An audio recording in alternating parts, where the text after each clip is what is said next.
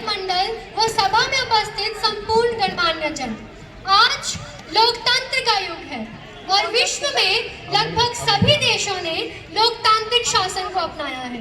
लोकतंत्र यानी डेमोक्रेसी को इब्राहम लिंकन के शब्दों में हम ज्यादा अच्छी तरह समझ सकते हैं। Government of the people, for the people and by the people. इन्हीं शब्दों को हमारे संविधान के द्वारा स्वरूप प्रदान किया गया है।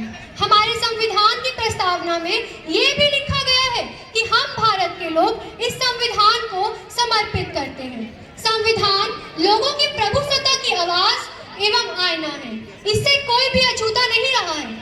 जब कभी सभ्य समाज का आरंभ नहीं हुआ था तो एक महान दार्शनिक एरिस्टोटल ने कहा था, a man is like a political animal, क्योंकि हम सभी इस व्यवस्था का ही एक अंग है और भविष्य में हम सब में से ही कुछ आगे चलकर इस व्यवस्था को संचालक बनाएंगे।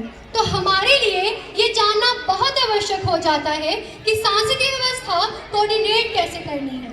युवा संसद का उद्देश्य यही है कि लोकतंत्र की जड़ों को मजबूत करना है तथा सांसदीय व्यवस्था कार्य कैसे करती है इसके प्रति विद्यार्थियों को पूरी जानकारी देना है। इसी के साथ मैं युवा संसद के इस एक्ट को आरंभ करने की अनुमति चाहती हूँ।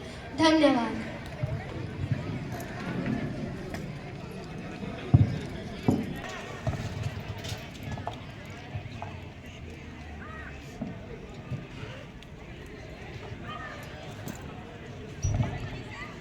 सच्ची श्रद्धा और निष्ठा रखूंगी। मैं भारत की प्रभुता और अखंडता अक्षुण्ण रखूंगी तथा जिस पद को मैं ग्रहण करने वाली हूँ उसके कर्तव्यों का श्रद्धापूर्वक निर्वहन करूंगी। जय हिंद, जय भारत।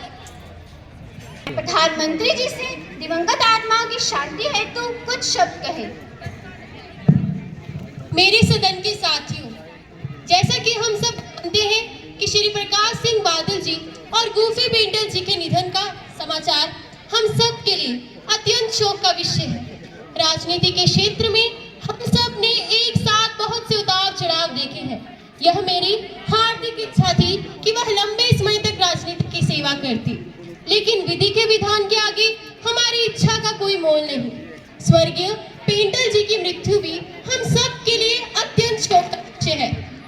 इंजीनियरिंग की पढ़ाई करने के उपरांत और तदोपरांत कला जगत में अपनी प्रतिभा का लोहा मनवाना उनके बहुमुखी प्रतिभा संपन्न होने का परिचायक है। मैं दिवंगत आत्माओं की शांति के लिए का समाचार न केवल मुझे, आपको, बल्कि संपूर्ण राष्ट्र को विचलित करने वाला है।